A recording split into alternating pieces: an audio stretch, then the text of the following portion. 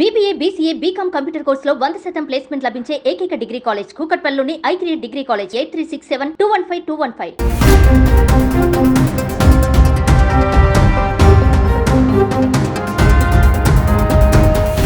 సముద్రంలో అరుదుగా కనిపించే చేపలు, జలచరాలు చాలానే ఉంటాయి. అప్పుడప్పుడు సముద్ర తీరంలో కనిపిస్తుంటాయి. కొన్ని ఆశ్చర్యానికి గురి చేస్తుంటాయి. అయితే మెక్సికోలోని పసిఫిక్ తీరంలో డూమ్స్ డే ఫిష్ అనే చేప కనిపిస్తే అక్కడి ప్రజలు భయాందోళనకు గురవుతున్నారు. ఇంతకీ వారి భయానికి కారణమేంటి? ఆ చేప కనిపిస్తే ఏదైనా విపత్తు సంభవిస్తుందా?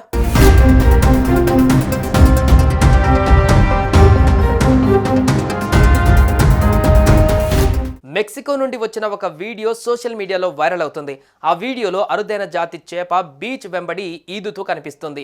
చూసేందుకు అది చేపలా కనిపించదు, కానీ పూర్తిగా తెల్లగా మెరిసే రంగులో ఉన్న పాములా కనిపిస్తుంది. బీచ్లో ఉన్న ప్రజలు ఆ చేపను చూసిన వెంటనే వారు దాన్ని వీడియోలో రికార్డ్ చేశారు. బీచ్ చేరుకున్న తర్వాత ఆ చేప ఇబ్బంది పడుతూ కనిపిస్తుంది. కొంత సమయం తర్వాత చేప కదలడం ఆగిపోయింది. ఒక వ్యక్తి దానిని పట్టుకొని నీటిలోకి తీసుకుని వెళ్ళాడు. హేస్ మరియు ఇతరులు దానిని తిరిగి సముద్రంలోకి పంపించడానికి చాలాసార్లు ప్రయత్నించారు, కానీ అది తిరిగి ఒడ్డుకు వస్తూనే ఉంది. ఇక ఈ చేపను డూమ్స్ డే ఫిష్ అని చెబుతున్నారు. డూమ్స్ డే అంటే ప్రళయ దినం అని అర్థమట. ఎందుకంటే ఏదైనా విపత్తు సంభవించబోయే ముందు ఈ చేప తీర ప్రాంతంలో కనిపిస్తుందట.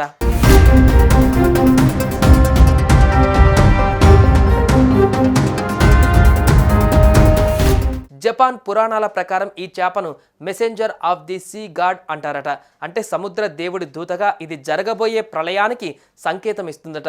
2011లో జపాన్లో సముద్రం లోపల భూకంపం సంభవించి సునామీ విరుచుకుపడడానికి ముందు కూడా ఇలాంటి చేపలు సుమారు 20 తీర ప్రాంతంలో కనిపించాయట. జపానీస్ జానపద కథల ప్రకారం ఈ చేప సముద్ర దేవుడు రుజిన్ సేవకులకు చెందినది. అందుకే ఈ చేపను రిగు నో సుకై అని కూడా పిలుస్తారు. అంటే సముద్ర దేవుని రాజభవనం నుండి దూత.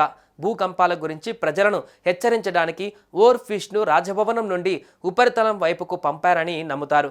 ఇప్పుడు మెక్సికో తీరంలో ఈ చేప కనిపించిన దృశ్యాలను ఫియర్ బక్ అనే ఎక్స్ యూజర్ షేర్ చేశాడు.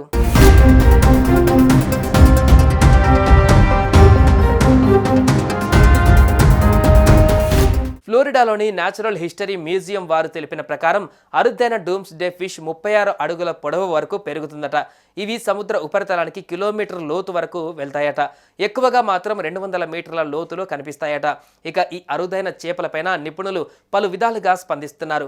డూమ్స్ డే ఫిష్ తీరాలలో కనిపించినప్పుడల్లా అది రాబోయే ప్రళయానికి సంకేతంగా భావించలేమని, సముద్రంలో అడుగులో ఎల్నీనో, లానీనో లాంటి పరిస్థితులు సంభవించినా, నీటి ఉష్ణోగ్రతలు ఆకస్మికంగా మార్పు వచ్చినా, గాయపడినా, జబ్బు పడినా ఈ చేపలు తీరానికి వస్తాయని చెబుతున్నారు.